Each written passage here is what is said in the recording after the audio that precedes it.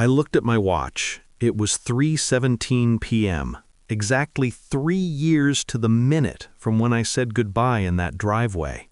He'd gone to that spot every single day, same time, same place. For 1,095 days, he kept a promise I didn't even know I'd made. They say dogs don't understand time, but Trooper did. He understood it better than any of us. He taught me that loyalty isn't about being there when it's easy. It's about waiting in the rain. It's about sitting in an empty driveway when everyone tells you nobody's coming. It's about loving someone so completely that even death has to wait. I kept my promise to him, but he's the one who showed me what a promise really means. Let me tell you how I got here.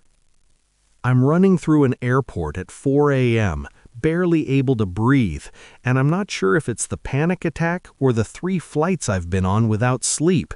My phone buzzes, a text from my mother, just 3 words, "He's still fighting." I have 11 hours left, maybe less. My hands are shaking so badly I can barely hold the phone. 2 days ago, I was sitting on the edge of a hospital bed in Germany. It was 2 a.m. The fluorescent lights hummed above me, that constant electric buzz that never lets you forget where you are. I could smell antiseptic and my own sweat. The recovery ward was quiet except for the machines in the hallway, their rhythmic beeping like a countdown I didn't want to hear. My phone lit up on the metal nightstand, my mother's name, her 5th call that night. I'd been ignoring them all. I couldn't handle hearing her voice, couldn't handle the guilt that came with every conversation about home, about the life I'd left behind, about everything I'd missed while I was gone. But something about this call felt different. Maybe it was the hour. Maybe it was the way the phone seemed to vibrate longer, more insistent. My hand moved before my brain could stop it. I answered. "Hello?" The sound that came through the speaker wasn't a greeting. It was a sob, raw and broken and terrified. My mother was crying so hard she couldn't speak. I sat up straighter, my heart already slamming against my ribs. "Mom? Mom, what's wrong?" She tried to answer, but the words came out in fragments. "I'm sorry. I'm so sorry, honey. I didn't want to... We didn't want to worry you while you were..." Another sob cut her off. "Mom, tell me what happened." "It's Trooper." The name hit me like a fist to the chest. I stopped breathing. The room tilted. "The vet came today. She said his organs are shutting down. He stopped drinking water 2 days ago. He won't eat. He just lies there by the window. And she said..." Her voice cracked completely. "She said he's dying of a broken heart." I couldn't speak, couldn't move. The phone was pressed so hard against my ear it hurt. "You need to come home, now. She said maybe 72 hours, maybe less. I'm so sorry, baby. I know you can't just leave, but I'm coming." The words came out before I could think. "I'm coming home." "Honey, you're still recovering. The military said..." "I don't care what they say. I'm coming." I hung up. Many of you watching this aren't subscribed yet, and that means YouTube might not show you stories like Trooper's again. That's how these stories, the ones about loyalty, sacrifice, and promises that transcend time, get lost. This channel exists to share the real stories that remind us what it means to truly love and be loved. If you're here for more than just a tear, subscribe so you don't miss the next story. Like the video to help keep these memories alive, and comment below if you've ever had a bond like this, one that changed everything. All right, let's get back to that driveway where Trooper waited at 3:17 every single day for 3 years. My hands were shaking. My whole body was shaking. 72 hours, maybe less. I looked at the clock on the wall. I'd already lost 3 hours just sitting here. I was 8,000 miles away from home. 8,000 miles from the only soul who'd never given up on me, and I had no idea how I was going to get there. I stood up too fast. The room spun. My ribs screamed in protest, the ones that had healed wrong, that would ache for the rest of my life. I grabbed the edge of the bed to steady myself.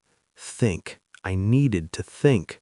But all I could see was Trooper, his golden fur, his dark eyes, the way he'd looked at me the day I left, like he was trying to memorize my face, like he knew I might not come back. I pulled open the drawer of the nightstand. My hands found what they were looking for without looking. The photo. It was folded and refolded so many times the creases had started to tear. The edges were stained dark. Some of it was dirt, some of it was blood. Not all of it was mine.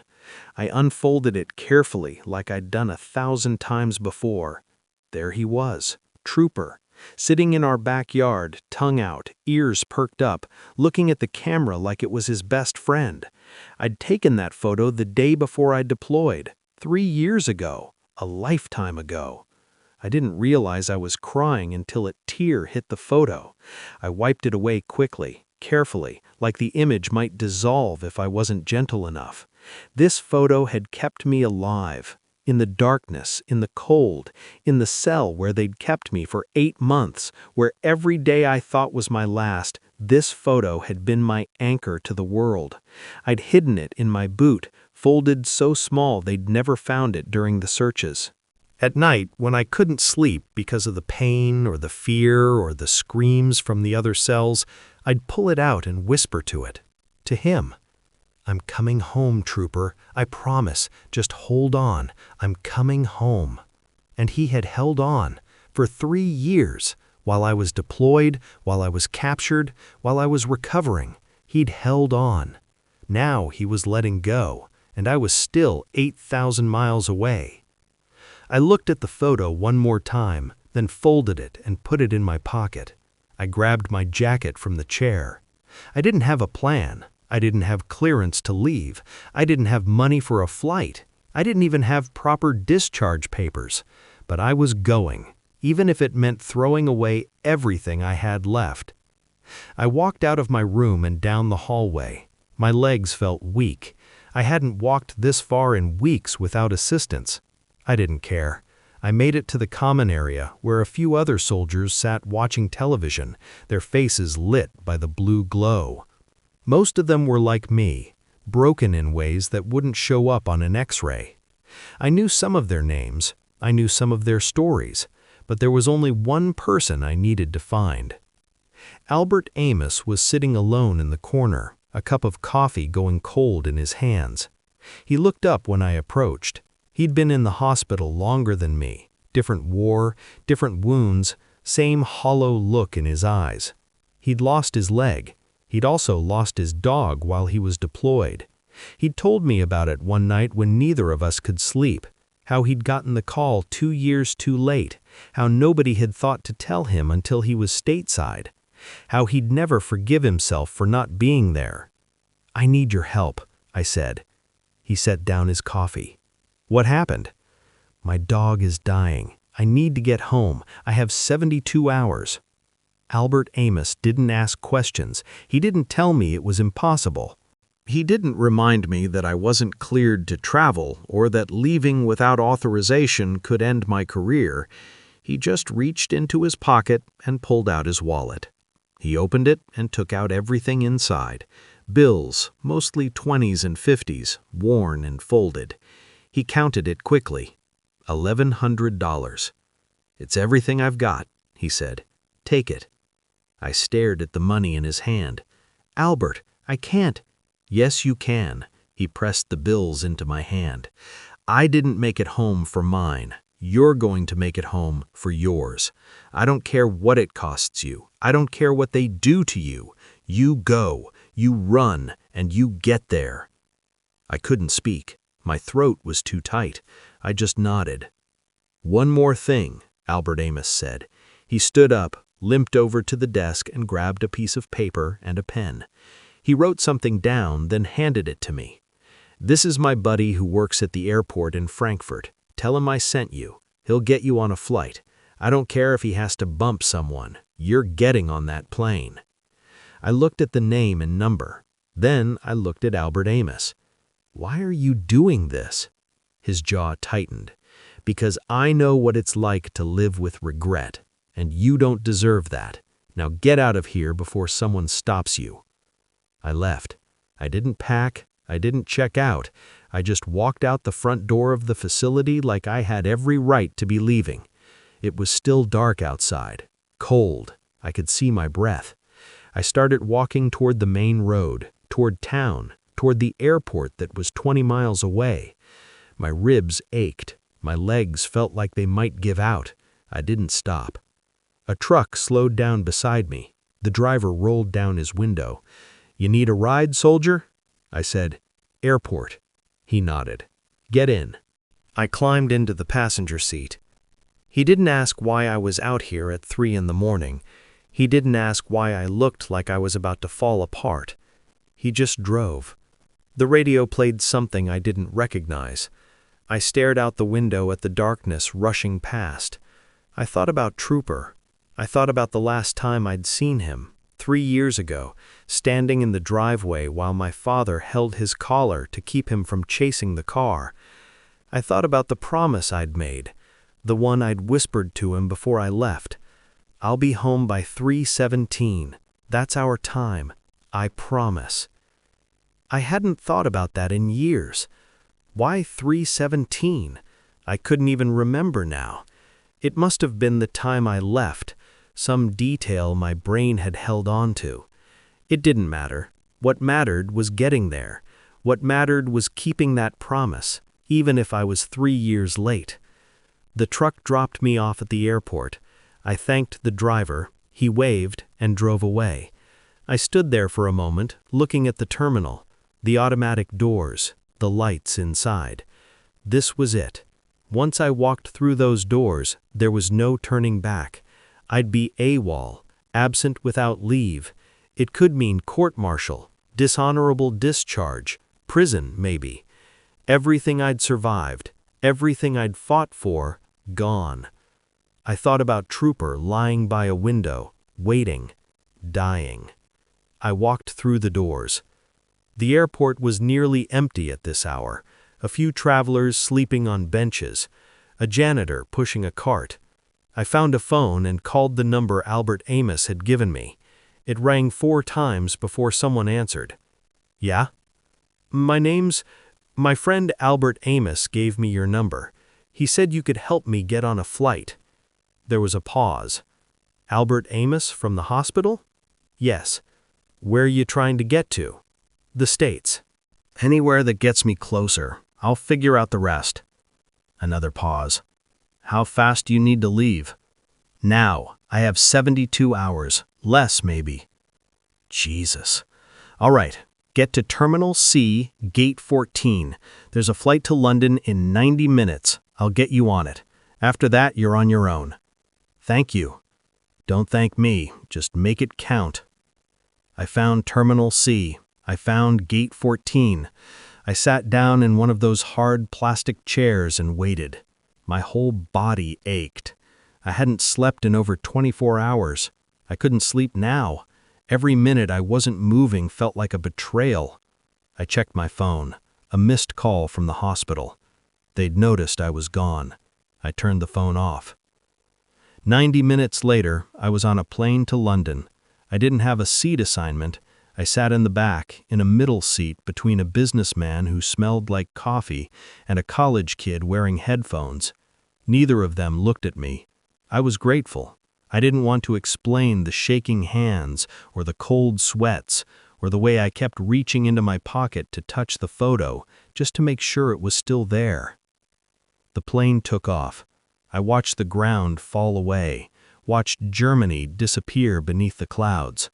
1 flight down, 3 more to go. I had no idea how I was going to pay for the rest of them. I had $1,100. It might be enough. It might not. I'd beg if I had to. I'd lie. I'd steal. Whatever it took. The flight attendant came by with drinks. I asked for water.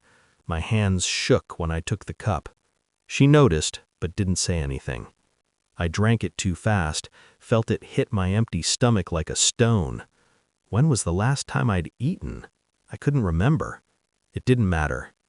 I pulled out my phone, turned it back on just long enough to check for messages. One from my mother. "Please be safe. He's still with us. Barely. Please hurry." I turned the phone off again. Before we continue, I need to tell you something. Most people will scroll past this story. They'll never know what Trooper did or what it cost him to keep waiting. But you're still here, which means you understand that some stories need to be told. If you want to make sure you see how this ends and the other stories like it, hit subscribe right now. It takes 2 seconds, but it keeps these moments from being forgotten. All right, let's get back to that hospital in Germany where time is running out.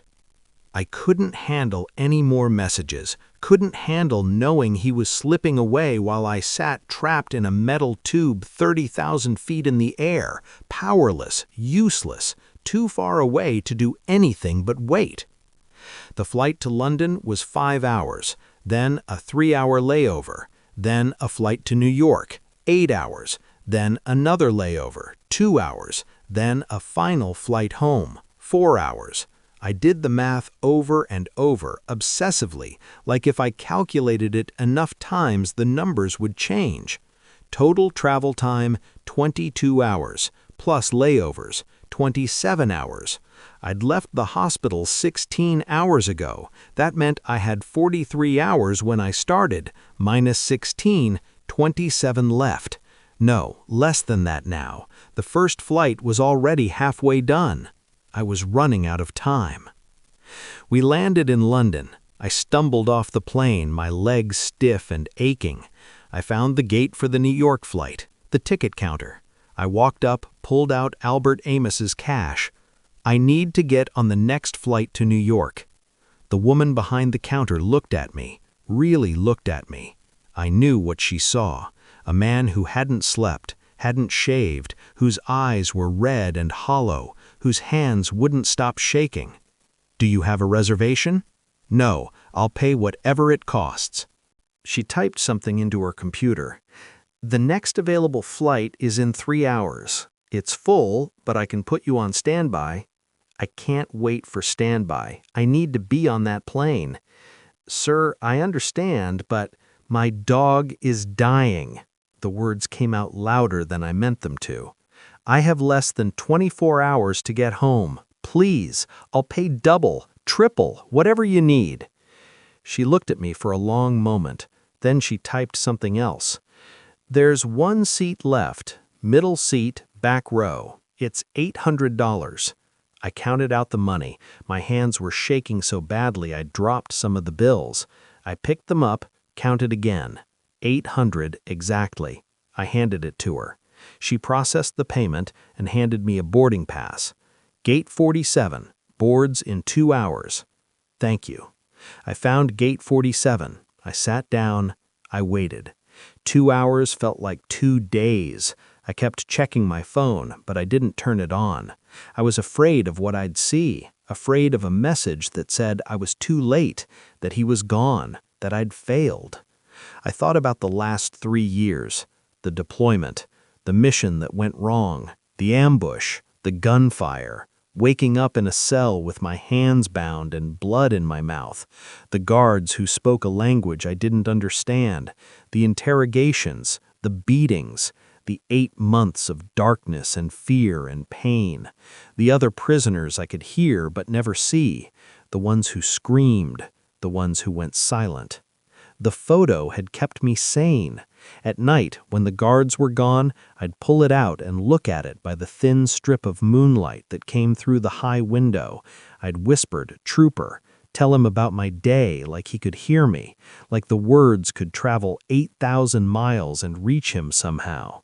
"I'm still here, buddy, still fighting. I'm coming home, I promise." And then the rescue. The explosion. The shouting, American voices, hands pulling me out of the cell, light so bright it hurt, a helicopter, a hospital. Doctors telling me I was lucky to be alive, that I'd lost 40 pounds, that my ribs were broken and had healed wrong because they hadn't been set, that the psychological trauma was severe, that I'd need months of recovery. I didn't feel lucky. I felt like a ghost, like I'd died in that cell, and this was some kind of afterlife I didn't understand. The only thing that felt real was the photo and the promise. They told me I couldn't go home yet. I needed treatment, therapy, evaluation. I tried to explain about Trooper, about needing to get back to him. They said I would, soon, just not yet. So I waited. I went to the therapy sessions. I took the medications. I did the physical therapy. I waited for 14 months while my body healed and my mind tried to piece itself back together. And now, finally, I was going home, not because they'd cleared me, not because I was ready, but because I was out of time. The flight to New York boarded. I got on, found my seat, middle row, back of the plane, just like she'd said. I sat down between a woman reading a book and a man already asleep. The plane filled up. The doors closed. We taxied to the runway. And then we stopped. The pilot's voice came over the intercom.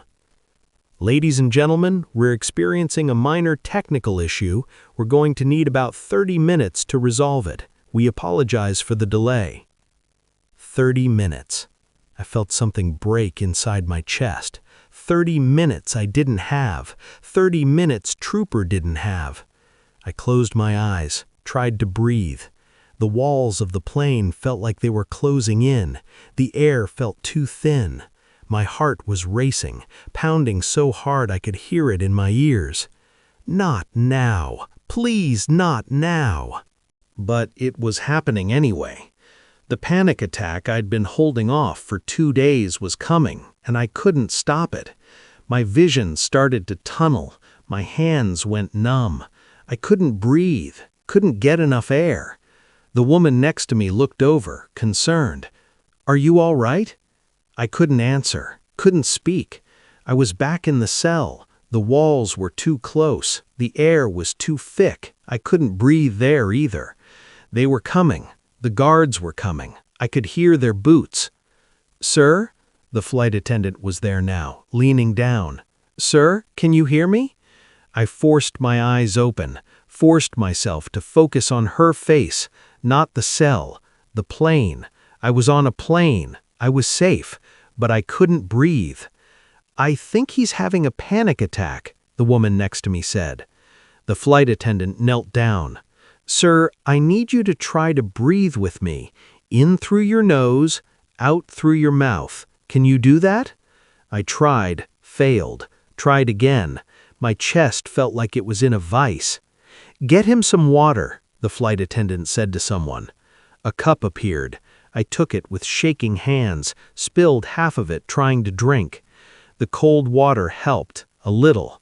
I focused on it. The coldness, the wetness, real things, present things. "Should we call a medic?" someone asked. "No," I managed to get the word out. "No, I'm fine, I'm fine." "Sir, you're clearly not fine. We may need to—" "Please," I looked at her. "Please, I have to get home. My dog is dying. I have to get there. Please don't stop the plane." She looked at me for a long moment, then at the other flight attendant, then back at me. "Can you breathe?" I nodded. It was mostly true. My breathing was coming back, jagged and uneven, but there. "Can you stay calm?" Yes. She didn't look convinced, but she stood up. "We'll be taking off shortly. If you need anything, press the call button." She walked away. The woman next to me was still watching me, worried. "Are you sure you're okay?" "I'm sorry," I said. "I'm sorry, I need to get home." "It's all right." She reached over and squeezed my hand. "You're going to make it." I wanted to believe her. The plane finally started moving again, 40 minutes after we'd stopped. 40 minutes I'd lost. We took off. The woman next to me went back to her book but kept glancing at me. I stared straight ahead, counted my breaths. In, out, in, out. 8 hours to New York. I could do this. I'd survived worse, so much worse. I reached into my pocket, found the photo, held it without looking at it, just feeling the worn paper between my fingers, the weight of it, the promise it represented. "Hold on, trooper," I whispered. "I'm coming. Just hold on." The flight felt endless. Every minute stretched into an hour.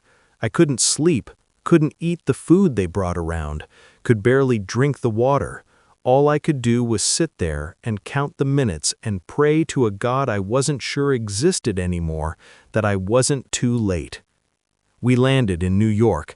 I was the first one off the plane. I ran through the terminal, my ribs screaming, my legs threatening to give out. I found the gate for the final flight. Home. 4 hours away. I had $300 left. I bought the ticket, found the gate. The flight was boarding in 30 minutes. I called my mother. She answered on the first ring. "Where are you?" "New York. I'm getting on the last flight. I'll be there in 6 hours." "Oh, thank God. Honey, you need to know, is he still?" "He's still breathing, but baby, he's so weak. The vet is here. She says it won't be much longer. Tell him I'm coming. Please, tell him I'm almost there." "I will. I love you. I love you too." I hung up, got on the plane. This one was less crowded. I had a window seat. I sat down and stared out at the tarmac. The sun was setting, painting the sky in shades of orange and red and purple. Beautiful. I didn't care. All I could think about was Trooper, about whether he was watching the sunset too, about whether he knew I was coming. The plane took off. The last flight. 4 hours, then a drive from the airport, maybe 30 minutes. 4.5 hours total. I checked my phone. It had been 63 hours since my mother's first call. I had 9 hours left on the vet's original estimate. Maybe. The man across the aisle was reading a newspaper. I could see the headline, something about a political scandal. Normal world problems. Problems that didn't matter when you were racing against death, when you were trying to keep a promise you'd made 3 years ago to a soul who'd never stopped believing you'd come back. I must have dozed off because I woke up to the pilot announcing our descent. I looked out the window. I could see lights below. Cities. Towns. Home. We were almost there. I checked my phone. My mother had sent a text. "Still here. Come home safe." We landed. I was off the plane before they'd finished the announcement. Through the terminal, outside to the taxi stand, I gave the driver my address. He pulled away from the curb and I watched the airport disappear behind us. The drive felt longer than the flights. Every red light was torture. Every slow driver made me want to scream. The taxi driver kept glancing at me in the rearview mirror but didn't ask questions. I stared out the window at the familiar streets, the town I'd grown up in, the roads I'd driven 1,000 times. Everything looked the same. Everything was different. We turned onto my street. I could see my parents' house at the end. The lights were on, every single one, like they were guiding me home. The taxi pulled into the driveway. I threw money at the driver, didn't wait for change. I ran to the front door. It opened before I could knock. My father stood there. His face was gray, exhausted. His eyes were red. He looked at me, and I saw everything I needed to know written in his expression. I was almost too late. "Where is he?" I asked. My father stepped aside. "Living room." I walked past him, down the hallway, into the living room where I'd spent so many hours as a kid, watching TV, doing homework, playing with Trooper when he was just a puppy. The room looked different now. They'd moved the coffee table, put down blankets, made a bed in the corner. And there he was, Trooper. I stopped breathing. He was so small, so thin. I could see every rib through his golden fur. His eyes were closed. His breathing was shallow, labored. My mother was sitting beside him, one hand on his side. She looked up when I came in, tears streaming down her face. "You made it," she whispered. I crossed the room, fell to my knees beside him. My hands hovered over him, afraid to touch, afraid I might hurt him just by contact. He looked so fragile, like he might shatter. "Trooper," I said. My voice broke. "Trooper, I'm here. I made it." He didn't move, didn't open his eyes, didn't respond at all. My mother's hand found my shoulder. "Honey, you need to know. The vet said the psychological stress damaged him. He might not remember anymore." The words hit me like bullets. All of this, everything I'd done, the AWOL, the flights, the panic attacks, the desperate race across the world, and he might not even know I was here. I leaned down closer, put my face next to his. "Trooper, buddy, it's me. I'm home. I kept my promise. I'm here." Nothing. "Please," I whispered, "please remember me." My father had come into the room. He stood near the door, his hand over his mouth. My mother was crying harder now, and I was breaking, completely breaking.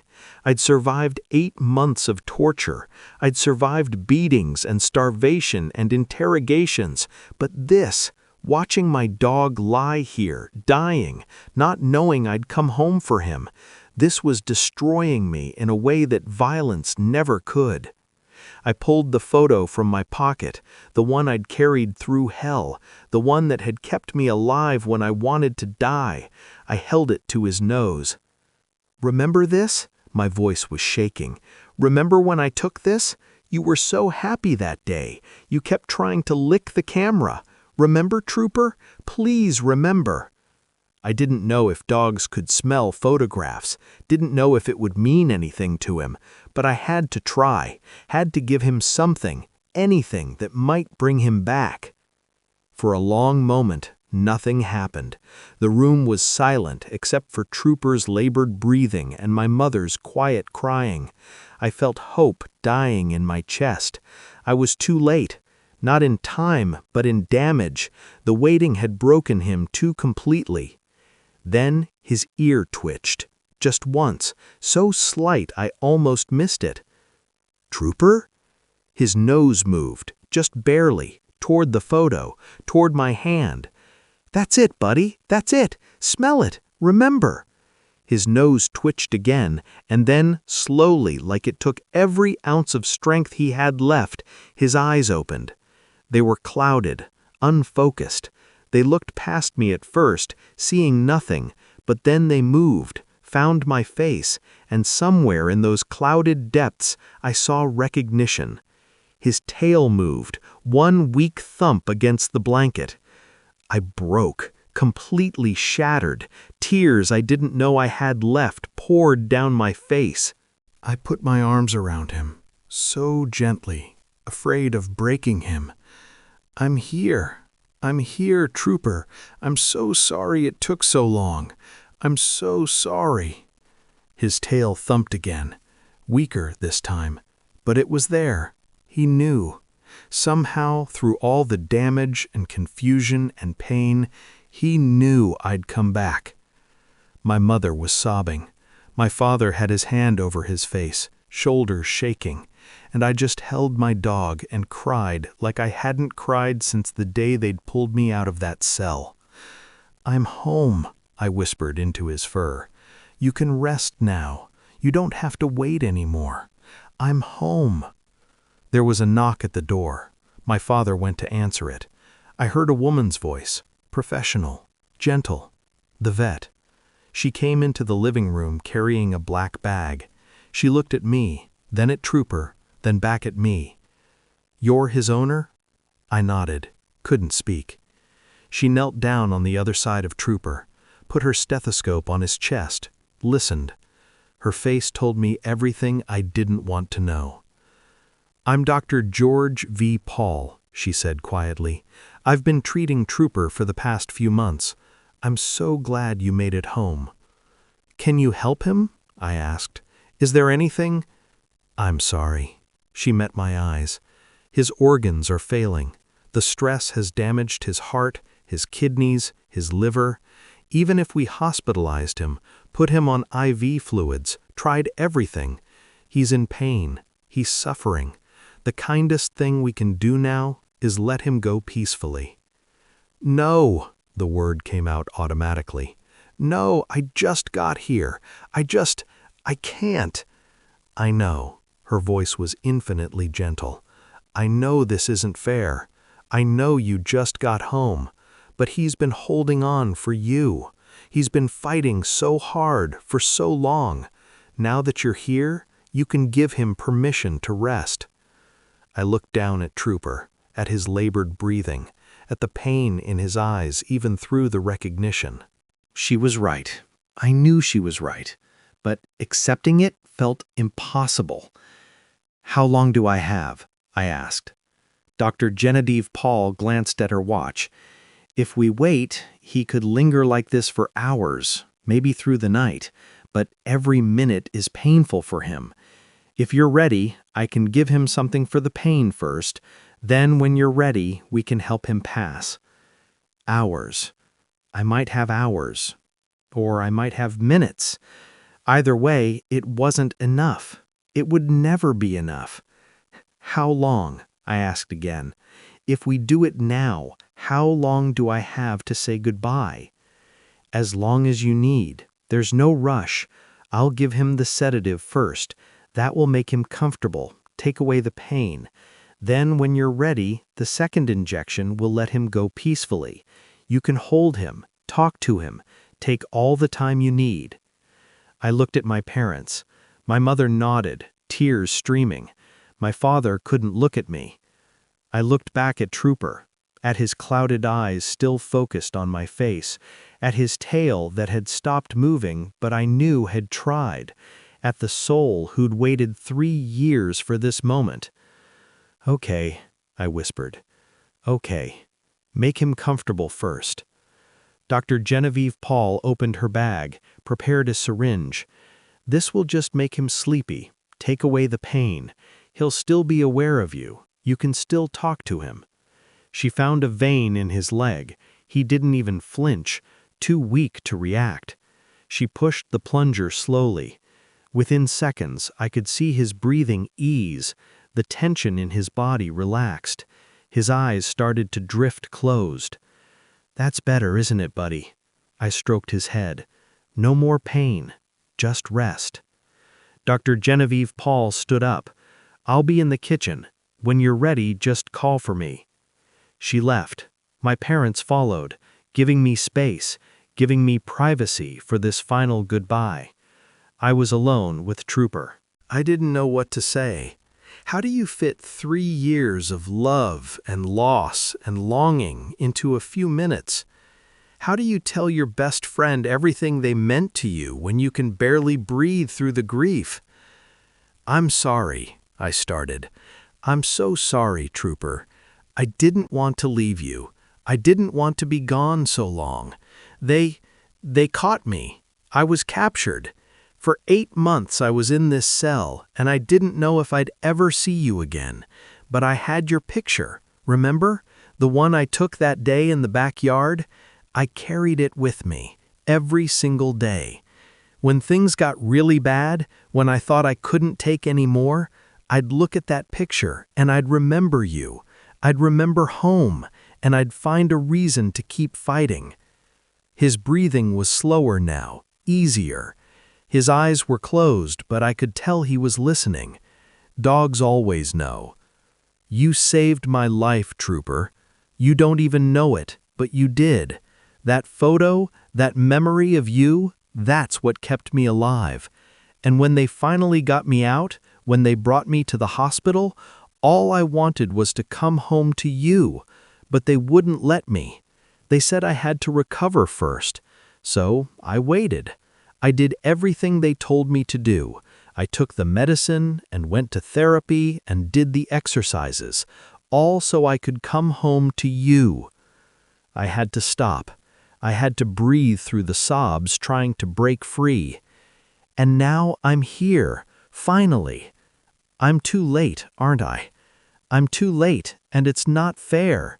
It's not fair that you waited for me and I wasn't there. It's not fair that you suffered because of me, because you loved me so much you couldn't move on. I leaned down, put my forehead against his. You're the best thing that ever happened to me, Trooper, the best friend I ever had, and I'm so grateful for every minute we had together. I just wish we had more time. His tail moved, just a little, one last time. I love you, buddy. I love you so much. I knew I had to do it soon. Every minute I waited was another minute he suffered, pain medication or not. I wasn't keeping him here for him. I was keeping him here for me, because I couldn't let go. But I had to. I called for Dr. George V. Paul. She came back in, knelt down beside us. "Are you ready?" I nodded. I didn't trust my voice. "You can hold him," she said. I shifted position, gently lifted Trooper into my arms. He was so light, too light. I cradled him like he was a puppy again, like we were back at the beginning instead of the end. "I'm going to give him the injection now," Dr. George V. Paul said. "It will be very peaceful. He won't feel any pain. It will be like falling asleep." "Wait," I looked at her. Can we take him outside first, to the driveway? There's a place he needs to be." She looked surprised but nodded. "Of course." I stood up, Trooper in my arms, and walked toward the front door. My parents saw us coming and opened it. The night air was cool, clear, the stars were out. I walked down the driveway to the end, to the spot where I'd said goodbye 3 years ago, to the spot where I was learning now Trooper had returned to again and again and again. I sat down on the pavement. I held him in my lap. The driveway was hard and cold, but I didn't care. This was where we needed to be. Dr. George V. Paul followed me out, knelt down beside us.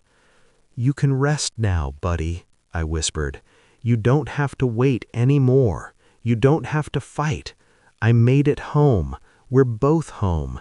You can let go now." I felt Dr. George V. Paul's hand on Trooper's leg, felt the injection, and I held him and whispered to him and told him he was a good boy, the best boy, as his breathing slowed. As his heartbeat grew fainter under my hand, as his body relaxed completely into mine, and then he was gone. The light that had been Trooper, the soul that had waited 3 years for this moment, slipped away so quietly I almost didn't notice. One moment he was there, and the next he wasn't. Just a body in my arms, empty, at peace. I sat there holding him as the sun started to rise, as the sky turned from black to gray to pink. My parents came out eventually, sat with me, didn't try to make me move or take him from my arms. I just sat there while I rocked him and cried and said goodbye to my best friend. Eventually, Dr. George V. Paul spoke. "I'm so sorry for your loss. When you're ready, I can help you with arrangements. Just a few more minutes. Take all the time you need." But I knew I couldn't sit here forever. I knew I had to let him go, had to accept that he was gone. My mother touched my shoulder. "Honey, there's something you need to see." She held out a small journal, leather-bound, worn. "What is this?" "We've been keeping track," she said, of what Trooper was doing. We didn't understand it at first, but we wrote it all down." I took the journal with one hand, still holding Trooper with the other. I opened it. The first entry was dated 3 days after I'd deployed.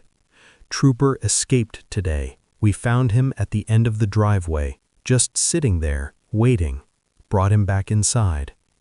I flipped to the next entry, then the next, page after page of the same thing, different dates, same story. Trooper escaped again, driveway, waiting, over and over, 47 times total. But it was the later entries that broke me. Trooper has started going to the driveway at exactly 3:17 p.m. every day. We don't know why. 3:17. My hand started shaking. Every single day for 3 years, my mother said softly. 3:17 p.m., like clockwork. We didn't understand until she pulled out a piece of paper. I recognized it. My deployment letter, the one I'd written to my family before I left, the one where I'd said goodbye. She pointed to one line. Tell Trooper I'll be home by 3:17. That's our time. That's my promise. I stared at the words I'd written 3 years ago and forgotten. But Trooper hadn't forgotten. Trooper had remembered every single day, same time, same place, keeping a promise I didn't even remember making. I looked at my watch. The sun was fully up now.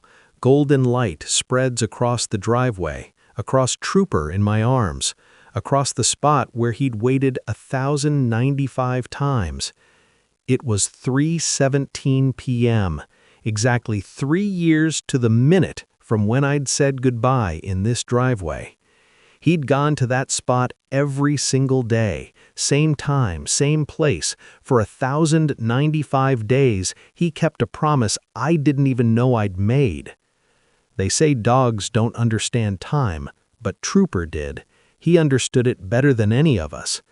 He taught me that loyalty isn't about being there when it's easy. It's about waiting in the rain. It's about sitting in an empty driveway when everyone tells you nobody's coming. It's about loving someone so completely that even death has to wait. I kept my promise to him, but he's the one who showed me what a promise really means. And I'll spend the rest of my life trying to be half the soul he was. If you stayed till the end, you already understand why this story matters. This isn't just about a dog. It's about loyalty that defies time, about promises that survive hell itself, and about a love so pure it waited 3 years without wavering. If you don't want to miss the next story that'll remind you what truly matters, subscribe now. Like the video if this moved you. It helps keep these stories alive and reaches others who need to hear them. And if this made you feel something real, share it with someone who understands what it means to love unconditionally. I'll see you in the next story because there are more bonds like Troopers out there, and they deserve to be remembered.